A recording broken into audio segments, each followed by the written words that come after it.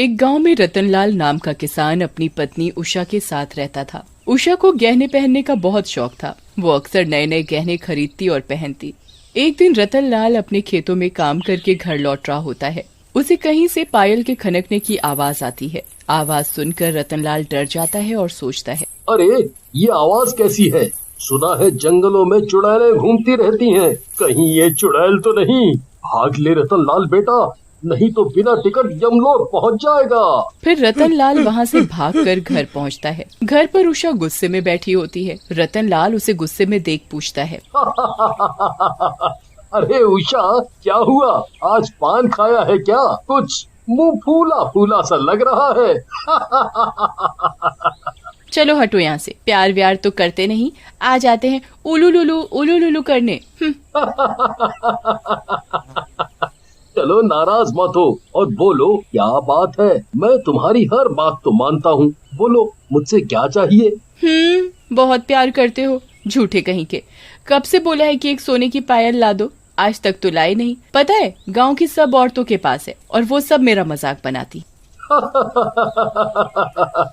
तो ये बात है, लो कल ही अपनी रानी के लिए मैं लेके आता हूँ सोने की पायल। फिर अगले दिन रतनलाल गांव के सुनार से सोने की पायल लेकर आ जाता है और उषा को पहनने के लिए दे देता है। उषा पायल पहनकर खुश हो जाती है। अगले दिन सुबह रतनलाल उषा को साथ खेतों में चलने के लिए बोलता है। अरे उषा, आज खेतों में काम कुछ ज्यादा ही है। एक काम करो, तुम भी साथ में ही चले चलो। फिर उषा और रतनलाल खेतों में काम करने चले जाते हैं और रात होने पर वापस घर की ओर आ रहे होते हैं। तभी रतनलाल को पायल के बजने की आवाज सुनाई देती है। रतनलाल डर जाता है और उषा से बोलता है, अरे उषा, तुमने पायल की आवाज सुनी? ऐसा लग रहा है जैसे हमारे साथ कोई चल रहा हो। तुम्हारे साथ तो केवल मैं ही चल रही हूँ और मैंने पायल भी पहनी हुई है। कितने डरपोक हो तुम। चलो अब घर की तरफ। अरे वो बात तो ठीक है, लेकिन तुम ये पायल मत पहनो। कहीं डकैतों और चोरों को इसकी आवाज सुनाई दे गई तो वो हमारी जान ले लेंगे और गहने भी लूट के ले जाएंगे। रतनलाल की बात सुनकर उषा घबरा जाती है और अपनी पायल उतार कर रख लेती है। लेकिन जैसे ही वो दोनों थोड़ा और आगे बढ़ते हैं, उन्हें फिर से पायल के बजने की आवाज आती है। वो दोनों रुक जाते हैं और पीछे देखते हैं। उनके पीछे बहुत ही खूबसूरत पायल पड़ी होती है। अरे वाह, कितनी सुंदर पायल है।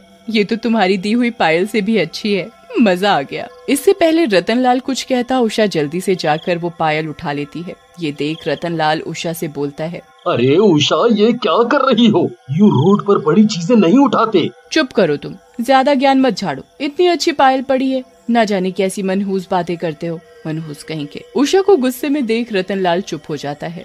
रात में उषा और रतनलाल खाना खाकर सो जाते हैं। रात में उषा की नींद खुल जाती है और उसे पायल के बजने की आवाज सुनाई देती है।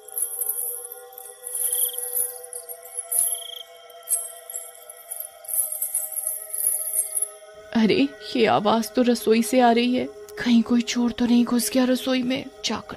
लेकिन जैसे ही उषा किचन में जाती है, उसके पैरों में पानी जैसा कुछ लगता है। उषा किचन की लाइट जला देती है। अरे ये तो खून है, ये कहाँ से आ गया? तभी उसकी नजर अपने ऊपर पड़ती है। उसके ऊपर एक चुड़ैल लटकी होती है। चुड़ैल को देखकर उषा घबरा जाती है और चिल्लाते हुए रतनलाल के पास भागती है। अजी सुनते हो? उठो जल्दी से, देखो क्या हो रहा है। हमारे घर में चुड़ैल आ गई है। लेकिन रतनलाल नहीं उठता। ये देख उषा को गुस्सा आ जाता है और वो रतनलाल को जोर से लात मारती है। इस आदमी को सोने के अलावा कोई काम नहीं है। यहाँ मेरी जान को खतरा है और ये आदमी घोड़े बेचकर सो रहा है। उधर उषा की लात से रतनलाल हड़बड़ा कर उठ जाता है। क्या हुआ उषा, क्यों चिल्ला रही हो? अरे हमारे घर में चुड़ैल है, मैंने अभी उसे रसोई में देखा है। वो छत से उल्टा लटकी हुई थी। क्या बात करती हो? चलो चलकर देखते हैं। फिर रतनलाल और उषा रसोई में जाते हैं। वहाँ पर सब कुछ ठीक ठाक होता है, जैसे कुछ हुआ ही ना हो। तुम भी कमाल की डरपोक हो। कहाँ है चुड़ैल? तुम भी ना अपने बाप की तरह बहुत वहमी हो। चुड़ैल। कहाँ है चुड़ैल? कहाँ है? लेकिन उषा कुछ नहीं बोलती। तभी चुड़ैल उन दोनों के सामने आ जाती है।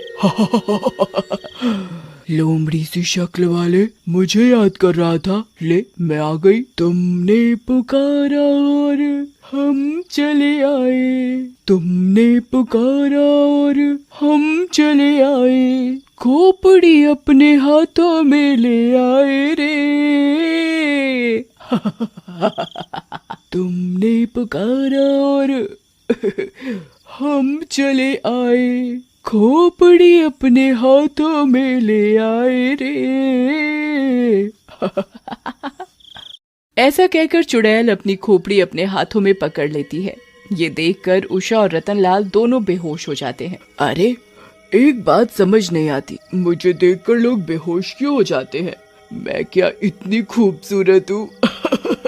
अगले दिन सुबह उषा और रतनलाल को होश आता है। उषा रात की घटना से बहुत डर गई होती है।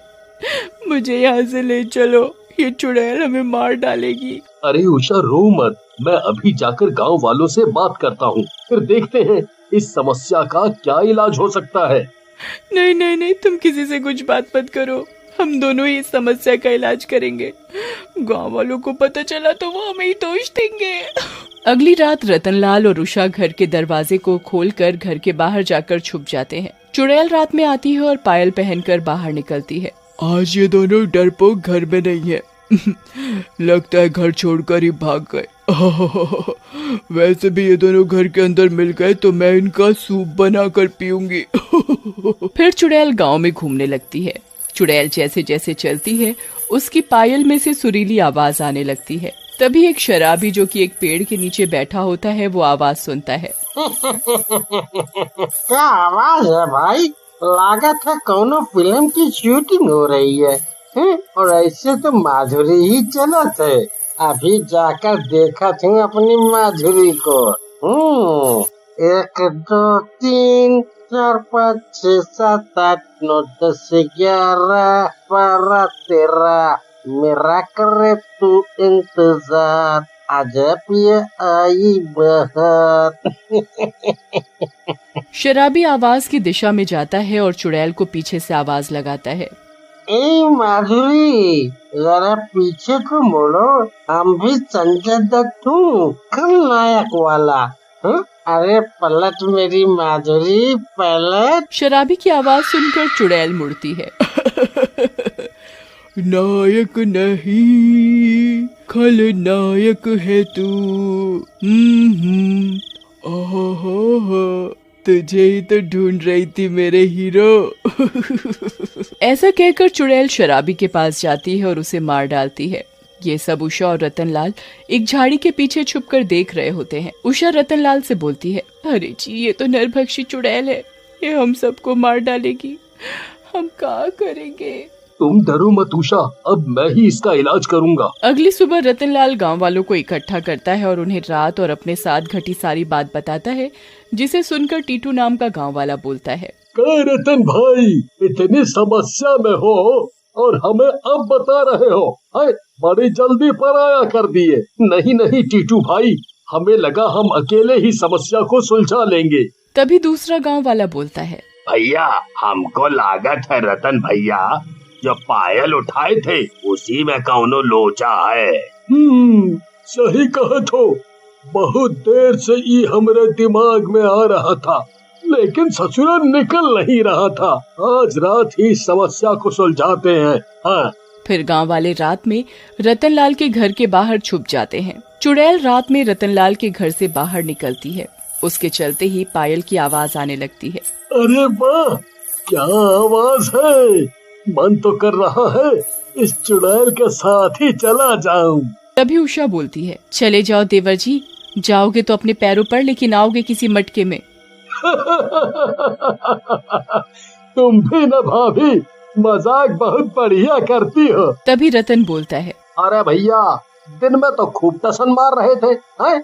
गांव वालों के सामने, अब कुछ करो। ऐसा सुनकर टीटू उठता है और चुड़ैल के पास जाता है। चुड़ैल उसे देखकर रुक जाती है। खूबसूरत औरत, तेरे पैर और ये पायल दोनों कितने अच्छे हैं। कहीं ये आदमी अंधा तो नहीं? इससे मैं खूबसूरत लग रही हूँ। इतना हैरान होकर क्या देख रही हो? कभी मुझसे ज्यादा स्मार्ट लड़का नहीं देखा है। वैसे भी तुम भी कुछ कम नहीं हो। हाँ। चुड़ैल टीटू की बातों में आ जाती है और बोलती है, मैं क्या सचमुच इतनी खूबसूरत हूँ? सोने की परख तो सुनार को होती है। लाओ अपने पैर दिखाओ, मैं इन्हें देखना चाहता हूँ। ऐसा कहकर टीटू चुड़ैल के सामने बैठ जाता है और चुड़ैल टीटू की बातों में आकर अपना पैर टीटू के आगे कर देती है। टीटू भी जल्दी से चुड़ैल के पैरों से पायल उतारता है और उस पर गंगा जल छिड़क देता है। पायल जलने लगती है। ये क्या कर रहा है? आग आग बुझा, अगर ये जल गई तो मैं भी जल जाऊंगी। मेरी चुड़ैल रानी, तुम्हें मारने के लिए ही तो ये सब नाटक किया था। अब तुम चलो। Bye bye. चुड़ैल जल जाती है। अरे वाह देवर जी, आप तो तांत्रिक भी हो हैं?